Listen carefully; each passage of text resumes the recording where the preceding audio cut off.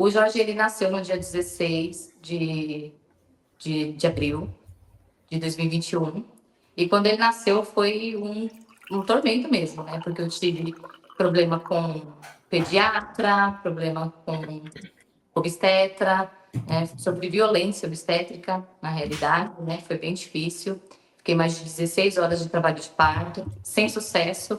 Quando ele já estava em sofrimento fetal, fizeram as cirurgias pressas, né? A cesárea, e ele nasceu com a mielomeningocele.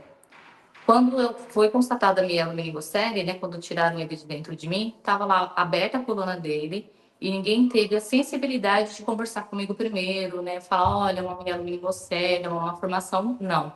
Eu aberta, totalmente exposta na mesa de cirurgia, a anestesista olhou para mim e falou assim, você sabia que o seu filho tem um tumor? Então aquilo mexeu muito comigo.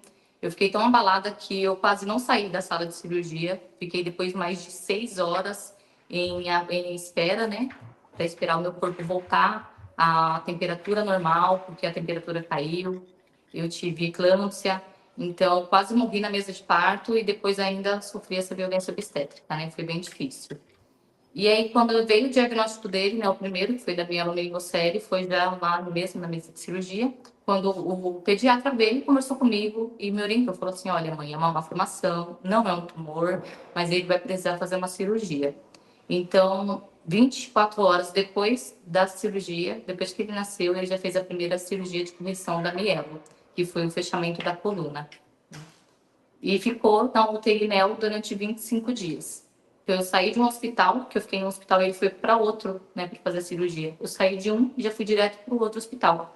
E como a gente estava num período de pandemia, ninguém podia revezar comigo.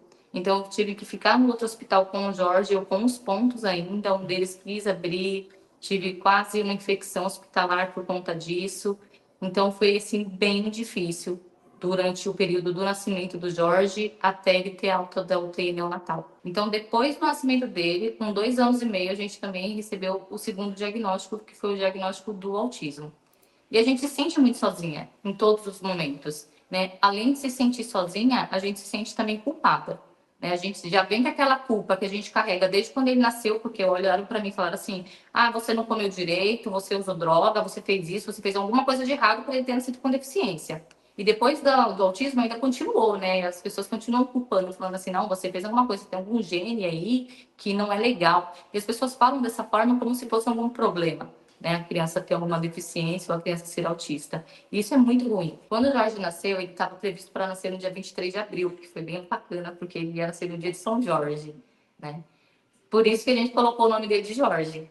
E aí nasceu um tempinho antes, né? Nasceu no dia 16, mas o nome continuou Jorge. Quase foi Jorge Ernesto ainda, né? Aí muitas pessoas perguntam para mim até se é por conta do Corinthians. O pai dele fala que é. Né? Ele fala que é por causa do Corinthians, eu falo que é por causa de São Jorge. Mas aí uma coisa que precisa sempre ter ligada na outra, né? Que aí entra a questão também que você tinha perguntado do futebol. Né? Então o Jorge, quando a gente levou ele a primeira vez no Itaquera para ele assistir o jogo do Corinthians, foi quando a gente percebeu um dos traços mais marcantes do autismo nele, que foi quando ele começou a gritar muito por conta da multidão, né, por conta do barulho. Então ele colocava a mão assim sobre o ouvido e começava a gritar e ficava se batendo, né? Então foi muito difícil e desafiador levar ele a primeira vez no estádio. Mas aí a gente continuou levando ele algumas vezes para que ele se acostumasse com o ambiente. Então hoje em dia ele está bem mais acostumado, tanto que agora ele brinca, ele grita gol, né? Ele fica gol do Corinthians. E aí o pai dele ficou todo feliz, né? Eu sou cientista, tá, gente? Só para deixar isso bem claro. Mas o Jorge ele optou por ser corintiano igual ao pai. Então eu acompanho ele quando ele vai no Itaquera, porque eu sou uma boa mãe, né? Então eu faço aí o meu dever de casa de acompanhar ele. Perfeito. E daí eu queria exatamente retomar esse assunto do estádio, porque a gente, né, conversando sobre isso, você falou que é esse desafio de levar o Jorge, de, né, integrar o Jorge, mas hoje a gente percebe que existe uma acessibilidade muito maior nos estádios, né? A Arena Corinthians, né, a Neoquímica Arena, ela é uma arena muito preparada para receber pessoas com deficiência. Assim, de alguma forma, os próprios clubes estão tendo essa preocupação. Basta ver, né, os movimentos de arquibancada, né, por exemplo, aí os autistas alvinegros.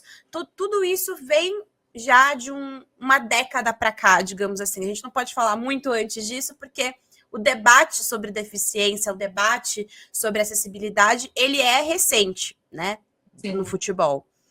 Mas Então, você sente que melhorou? olha, o Neoquímica Arena, ele é referência em questão de acessibilidade. A gente vê que lá já tem a sala TEA, né? Tem uma sala sensorial para as pessoas autistas ficarem, né? Até para evitar algum tipo de crise sensorial. Então, é um espaço muito bom, muito bacana. Só que já vi também é cadeirante, né? Então, a gente às vezes encontra alguns obstáculos de passar com ele de cadeira de rodas, por conta da multidão, ou por conta de algum espaço mais estreito. Mas lá é um espaço bem adaptado, bem acessível. A gente consegue encontrar até um espaço aberto para deixar o Jorge, né, na cadeira de roda, para que ele possa assistir o jogo. Tanto quando a gente está lá embaixo mesmo, quando a gente sobe para a sala sensorial também, né? Então ele consegue assistir o jogo em ambos os espaços. A única coisa que precisa melhorar, e isso é uma coisa que não sou só eu quem falo, mas também algumas outras mães, é a questão da acessibilidade atitudinal de alguns funcionários que trabalham lá no Arena Corinthians. Porque o que acontece? Muitas vezes a gente passa com a criança, que nem aconteceu isso comigo. Quando eu fiz a compra do ingresso, comprou eu e o Victor. A gente não tinha comprado o do Jorge, porque ele é uma criança cadeirante, ele era bebê ainda. Então a gente não sabia que tinha que comprar o dele também. Né? Então, quando a gente chegou lá, barraram a gente, não queria deixar a gente entrar com o Jorge, sendo que ele tem direito, ele é uma criança com deficiência, ele tem direito a estar onde ele quiser estar e tem desconto, ou não paga, né? Então, tem essa questão também, e eles barraram a gente de uma forma totalmente agressiva, sabe? Eu não achei bacana da forma que falaram com a gente, poderiam ter orientado a gente melhor como fazer a próxima compra dos ingressos, ou até mesmo ali falar assim, ah, então entra aqui no site e faz dessa forma para conseguir para ter acesso. E não foi dessa forma que foi informado, né? Foram super grossos com a gente, né? Eles só abriram o mesmo espaço porque a gente ficou ali insistindo, né? Conversando e falando, não é lei, e a lei tem que ser respeitada, é a lei brasileira de inclusão. E aí eles falaram, não, então tá bom. E aí acabaram deixando a gente entrar e passar com o Jorge. Aí das próximas vezes a gente já sabia como proceder, né? Como que era o procedimento, então a gente entrava no site, fazia a solicitação do ingresso com antecedência, e aí a gente não teve mais problema em relação a isso.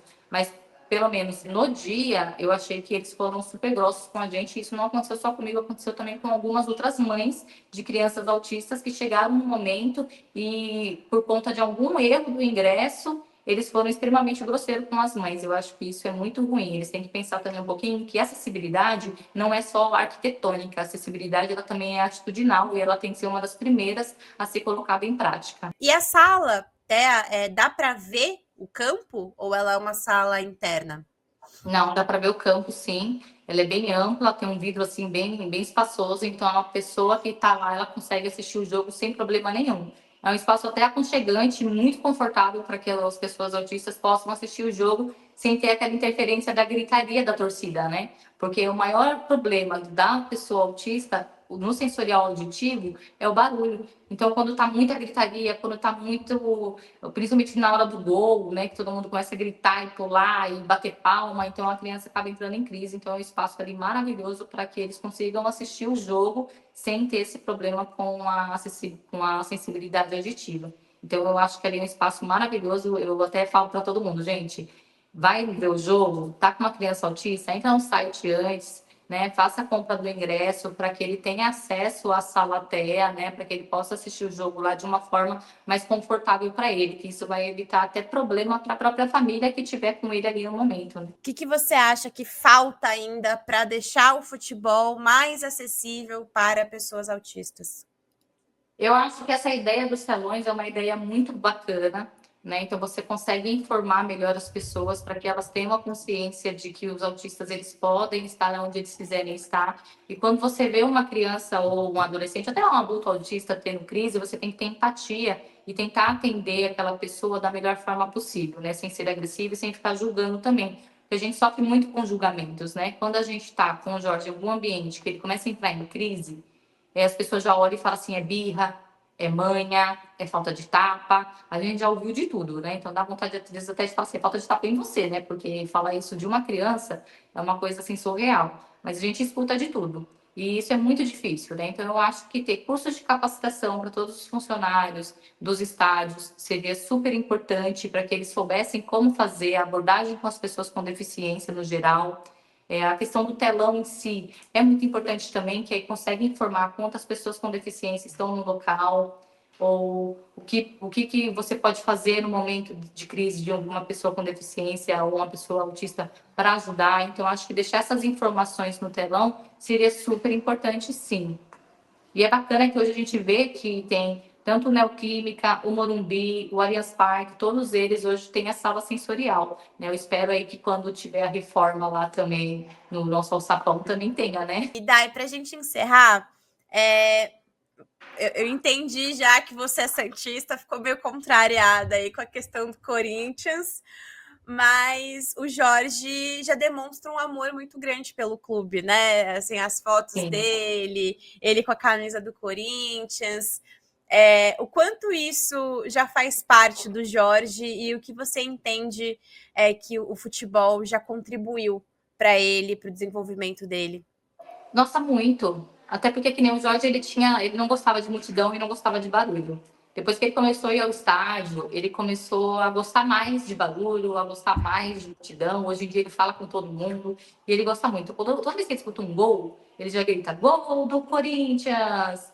E ele gosta mesmo de assistir o jogo, ele gosta de acompanhar, ele tem a camiseta dele. Quando ele vê qualquer bandeira do Corinthians, ele aponta e começa a gritar: Corinthians, Corinthians, Corinthians. Então é uma coisa assim que é dele, né? Não foi uma obrigação, ninguém falou para ele: você tem que ser corintiano porque o seu nome é Jorge. Não, foi muito assim por questão de osmose mesmo. Ele virou corintiano por ele mesmo, né? Às vezes eu até brinco, eu falo assim: nossa, ele é alvinegro mesmo e ele não quer ser um alvinegro do outro lado, né? Ele quer ser um corintiano mesmo. E ele é um corintiano nato, né? Vai desde o nome de Jorge até a meia que ele dorme às vezes, que é do Corinthians, o cavalinho que ele tem, que é do Corinthians. Então ele tem cavalinho, tem a touca, tem o uniforme. Uma vez eu levei ele lá na Gaviões, na quadra. Ele ganhou uma camiseta do Ernesto, da Gaviões, e aí colocaram ele no colo e saíram gritando: nasceu o Gavião, nasceu o Gavião. Eu achei aquilo maravilhoso. E é um espaço também que ele gosta muito de ir, que ele fica andando no chão, né? Ele não gosta muito da cadeira de rodas dele, ele tem uma sensibilidade muito grande com a cadeira, então às vezes ele quer ir para o chão, eu deixo.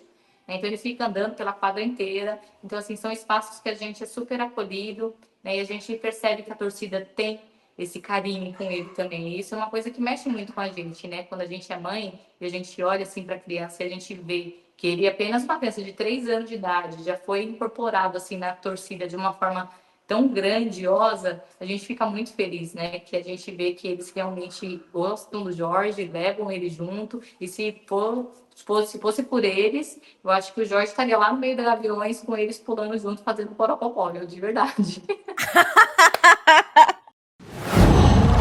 Qual?